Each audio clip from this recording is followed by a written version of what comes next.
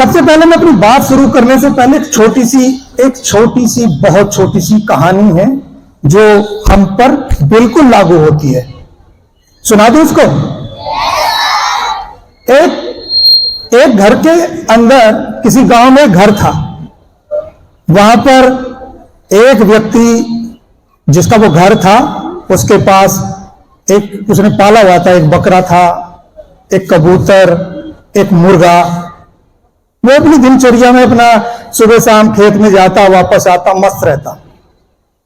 एक दिन जो उस किसान की पत्नी थी, जो वो बाजार से एक चूहेदानी खरीद के लाई।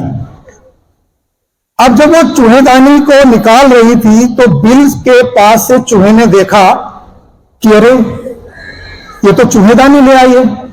तो वो दौड़ा दौड़ा गया कबूतर के पास। उसने कहा खतरा खतरा खतरा। उसने बोला क्या हुआ? बोला चूहेदानी आ गई है। कबूतर उसमें हंसने लगा।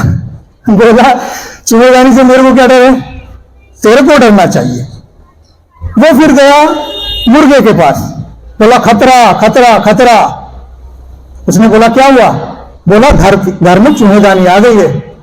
मुर्गा भी उस पर जोर से हंसा।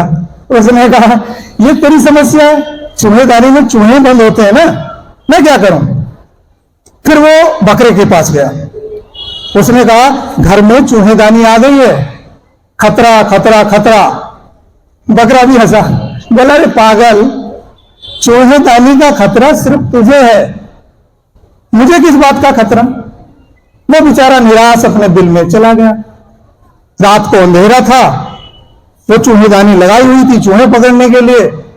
उसके अंदर घुस गया सांप।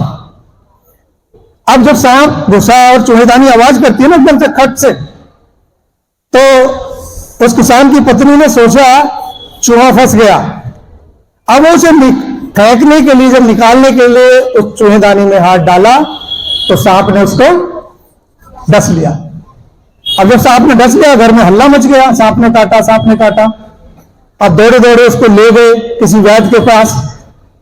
वैद्य ने कहा थोड़ा इलाज विलाज किया। उसे बोला इसे जल्दी से एक काम करो, कबूतर का सूप पिलाओ।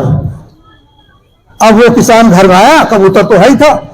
कबूतर की गर्दन पकड़ी और उसका सूप बना के दे दिया अपनी पत्नी को।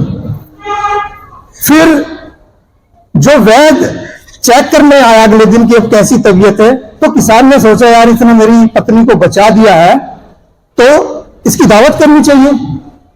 अब मुर्गे को पकड़ लिया गया। अब मुर्गे को काटा, उसकी दावत दे दी।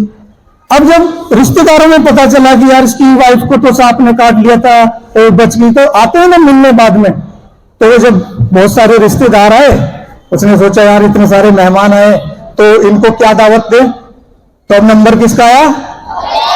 बकरे का।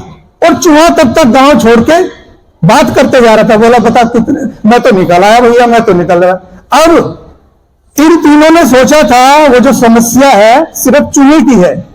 अगर वो चूहे की बात मानते तो शायद बच जाते ना।